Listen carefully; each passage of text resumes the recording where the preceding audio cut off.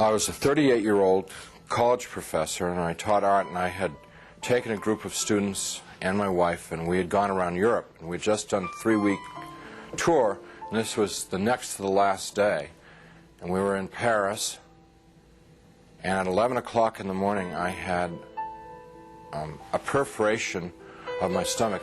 When this happened, the pain was the most acute pain I'd ever experienced in my life, and it just dropped me right down to the ground. And so I'm twisting and kicking and moaning and screaming and yelling around on the floor, and my wife called the desk, and they called an emergency service. A doctor came, and he called an ambulance because he knew what was wrong, and they took me about 8 miles across town to the public hospital, to the General Hospital of Paris, where I was taken into emergency, examined by 2 more doctors who knew exactly what was wrong with me, and then they took me away to the surgery hospital, which was a couple blocks away. And I was parked there because there wasn't any surgeon available to do the surgery. And so there I lay for 8 to 10 hours in that hospital with no medication, no examination, no attention whatsoever, awaiting a surgeon to come to give me this operation that was critical. And it's now 8:30 at night. Nurse came in and said that they were very sorry they weren't able to get a doctor for me, and they'd get one the next day. Well, when she said that, I knew that it was over for me. I knew that I was dead. The only thing that was keeping me alive was I didn't want to die. I was scared to death of dying because, as far as I knew, I was an atheist, non-believer, person who lived for the gratification they could get out of the moment, and like dying to me was like the worst. I mean, next to the pain, dying was the worst thing that could happen to you because it's the end of life and there was no more. There wasn't anything else. But when she said that, the idea of trying to exist for another minute, another hour in this pain, it wasn't worth it anymore. I'd been hanging on in the hopes that they told me that they'd get a doctor and do the surgery and open me up and fix the problem inside of me, but when they said they couldn't get one. So I said to my wife, it's time for us to say goodbye because I'm going to die now. And she got up and she put her arms around me. I'm lying in the bed, and she told me how much she loved me, and I told her how much I loved her, and this makes me really sad to think about this. And we made our goodbyes, you know, said those things that you'd say to who'd been married 20 years, say all those kinds of things. I can't tell you because I'll just start crying, but she finally sat down because she knew it was over. And I knew. And it was just so hard looking at her crying like that, and I just closed my eyes. Just let it go. And I went unconscious. I probably was unconscious for a very short while. A few minutes, probably. And I was conscious again. And I looked,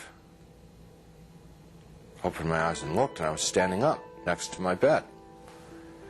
And I knew exactly where I was and what the situation was. I mean, there was no confusion in my mind. I felt more alive, more real than I've ever felt in my life. You know, people ask me, you know, were you a ghost? I was just the opposite. Very alive.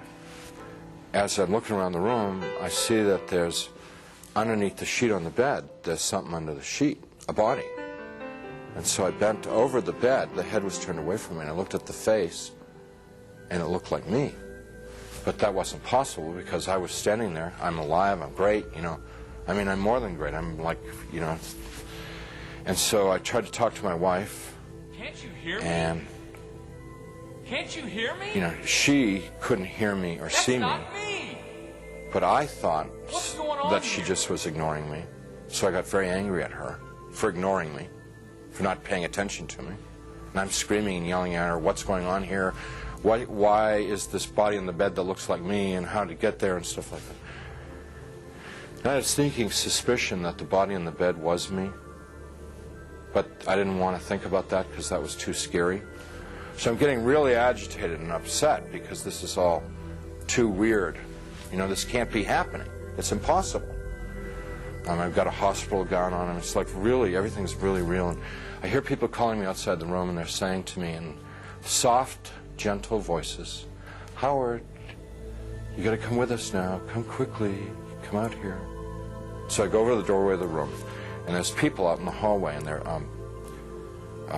the hallway's dank. It's gray.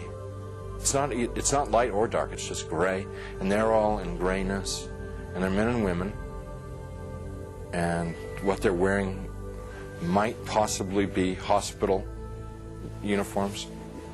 And I asked them if they were from the doctor to take me to the operation, and I told them, I said, I'm really sick and I'm going to have an operation and I'm going to die if I don't get this operation. I was supposed to have the operation 8 hours ago, and I'm telling them all this stuff, and they're going, we know, we understand. You know, you got to come quickly. Howard, come out here. Howard, come quickly. Come with us. Howard, we've been waiting for you. Waiting. I left the room, which was real, clear, bright, and went into the hallway, which was dank and hazy, and followed these people. We had a very long journey. There's no time, and whenever I make a reference to time, it's just an illusion, because there was no time in this place. But this journey, if I were to recreate it, I'd have to walk like from Nashville to Louisville or something to recreate the walk with these people. And as we walked, they stayed around me and kept moving me on, and it kept getting darker and darker. They were becoming more and more openly hostile to me. First they were sort of syrupy sweet to get me to go with them, and then when I was going along with them, it was like, hurry up, keep moving, you know, shut up, stop asking questions. You know, they started getting more ugly. And so we get into complete darkness, and I'm absolutely terrified. These people are very hostile. I don't know where I am. I said, I'm not going to go with you any further. They said, you're almost there. And we started to fight. I was trying to get away from them. They were pushing and pulling at me. And there are now a lot of them. What originally had been like a handful now was, since it was darkness, maybe hundreds or thousands. I have no idea. And they're playing with me. You know, clearly they could have just destroyed me if they wanted to. They didn't want to destroy me. What they wanted to do was they wanted to inflict pain on me, because they derived, pleasure isn't the right word, but they derived satisfaction out of the pain that I experienced. So what they were doing in the beginning part was, it's real hard for me to talk about, and I'm not going to tell you much about it, just a little bit, because it just gets too ugly. But initially they were like tearing and biting, tearing with their fingernails, scratching, gouging, ripping, and then biting. Trying to defend myself, trying to fight them off, trying to get away from them, but it's like being in a beehive. There's just hundreds of them all over me. And I eventually was just laying on the ground there, all ripped up, pain everywhere, inside, outside. And even harder to bear than the physical pain was the emotional pain of what had just happened to me. The utter degradation that I just experienced. You know, I never once felt that it was unjust or wrong. I heard my voice. It wasn't somebody else's voice. It wasn't the voice of God or anything. It was my voice. And I heard it speak, but I didn't speak it. So whether it's the voice of my conscience or, I don't know what it was. It was just, but I distinctly heard my voice say, pray to God. And so I thought to myself, I don't believe in God. Pray to God. And I'm thinking, even if I could pray, I don't know how to pray anymore. I haven't prayed. And at that time, I probably hadn't prayed in 22, 23 years.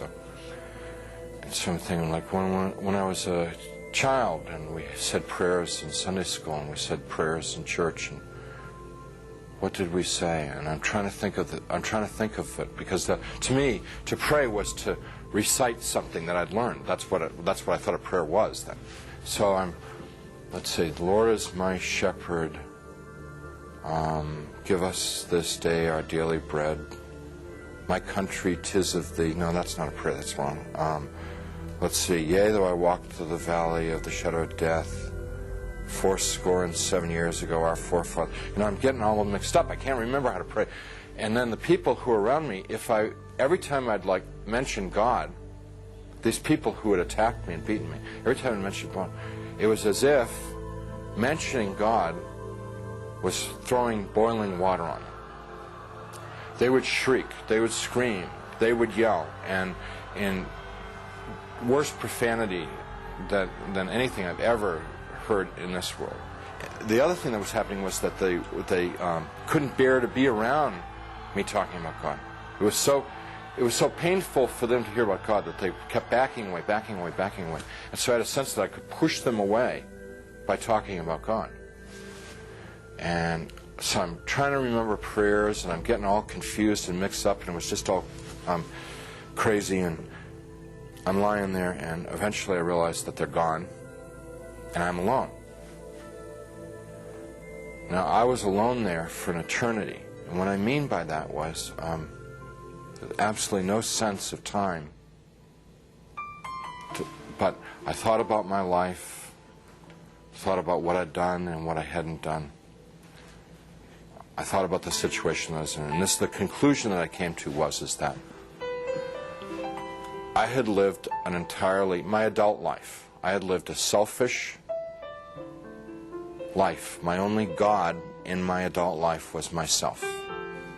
I realized that I was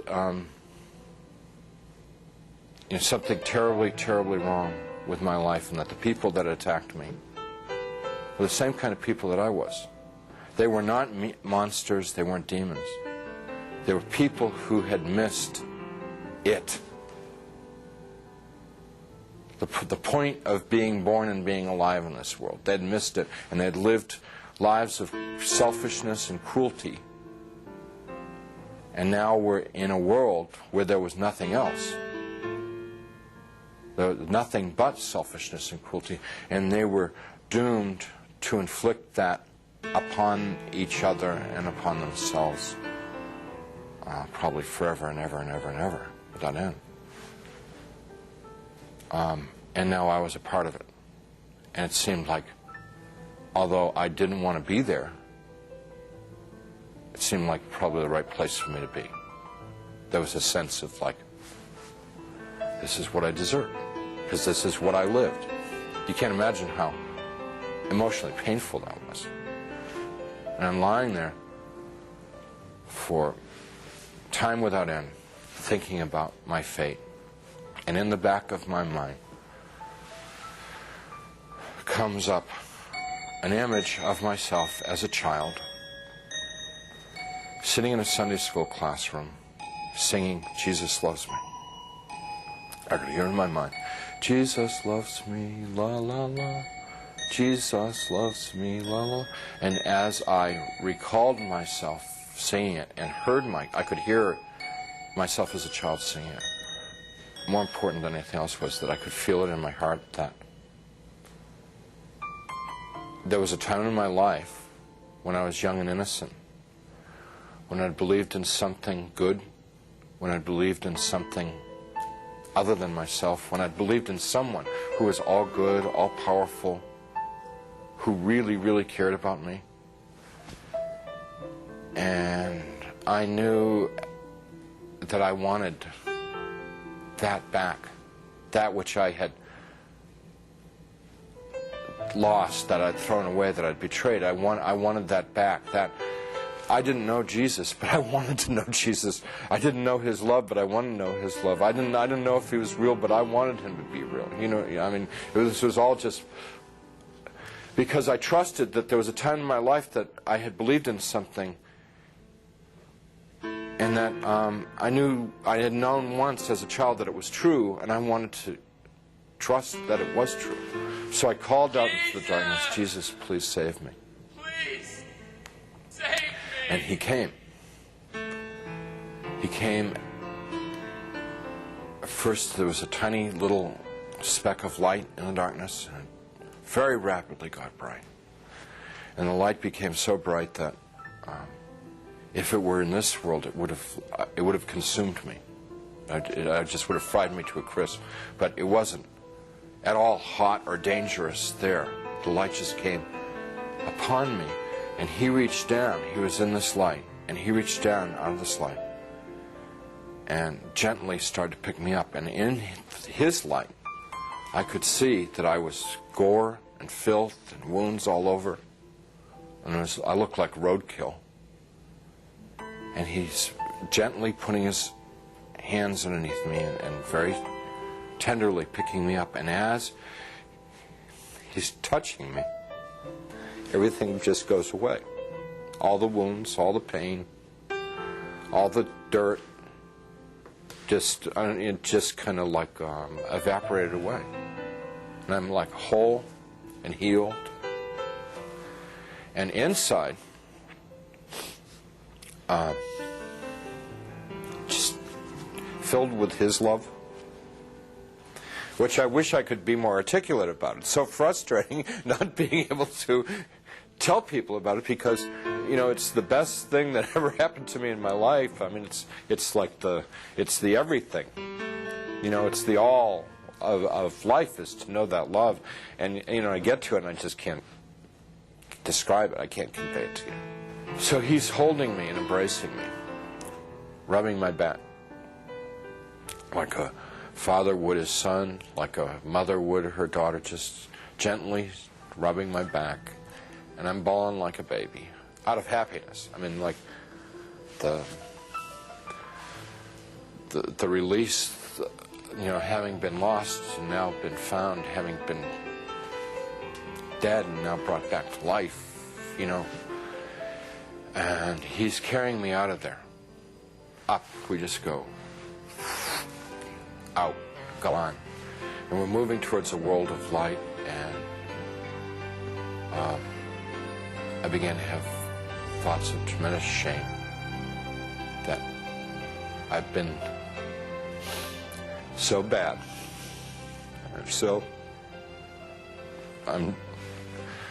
I thought of myself as dirt, garbage, filth. And I thought to myself, he's made a mistake. I don't belong here. He doesn't want me. It's like the shame. Like, how could he care about me? Why me? I'm bad. And we stopped. We weren't in hell. We weren't in heaven. We were in between. And we stopped. And he said, "We don't make mistakes. You belong here." And we began to converse, and he was talking and telling me things, and he brought over some angels, and we went over my life from beginning to end. And what they wanted to show me in my life was what I had done right and what I had done wrong. And without going through my whole life story, it was real simple, real simple. When I had been a loving, kind person, considerate of other people, it made the angels happy, it made Jesus happy, and they let me know that it made God happy. And when I had been selfish and manipulative, it made the angels unhappy, it made Jesus unhappy, and they let me know that it made God unhappy. What they were trying to convey to me, in a nutshell, was my whole purpose of my existence had been to love God, love my neighbor as myself. That's why I had been created. That's what I was in this world to do and to learn. And I had failed. They told me that I had to come back to this world and I got real upset because I wanted to go to heaven. What they told me about heaven, it's like the most fun, most interesting. I mean, it's the most wonderful place. I mean, everybody would want to go to heaven, and I wanted to get there. And they said that I wasn't ready, I wasn't fit, that it wasn't my time to go to heaven. It was my time to come back to this world and try and live the way that God wanted me to live, the way God had created me to live in the first place. I told them, Jesus and the angels, that I couldn't live in this world without them. And I said that I would have, my heart would break to send me back to this world, because they'd be there and I'd be here. And they said to me, you don't get it? What is the matter? We were showing you all this, we've explained to you. We've always been there. We always have been there. We've always been with you all this time. And you've never been alone down there. And I said, you've got to let me know that you're around once in a while. So they said, if I prayed and confessed my sins to God, and gave what I had, and what they meant by what I had was gave my worries, my cares, my hopes, my dreams, just gave it all up to God. That there would be times when they would be there, and I would know in my heart that they were there. Wouldn't necessarily see them or hear them, but I would feel the love like I'd felt it then. And I said, if you will assure me that there are times when I can know that love, I could live in this world. And they said that they would do that, and with that they sent me back. After the experience, the nurse who had been in the room a few minutes before and said they couldn't find a doctor, and they'd try and get one the next time, she came running back to the room and she said, a doctor's arrived at the hospital, which was like, this is all pretty miraculous stuff, because this is now like 9:30 at night, around 9:30 at night. She said, doctor's arrived at the hospital and we're going to have do surgery on you right away. And some orderlies and people came in and they threw my wife out of the room. And it's very disturbing because I was trying to tell them and I wanted to tell my wife what had happened to me. So when I passed my wife in the hall on the gurney on the way to the surgery, I said, everything's going to be great. And she just started bawling because she thought like that was like a dying man, you know. You know. Strange thing about the experience is the memory hasn't dulled at all. It's real intense. And I don't know, it just stays intense. And I believe that one of the reasons that God gave me this experience so that I would have an opportunity to share it with someone. I don't know who, I never know who, but I would have the opportunity to share it with somebody so that it could be of help to them.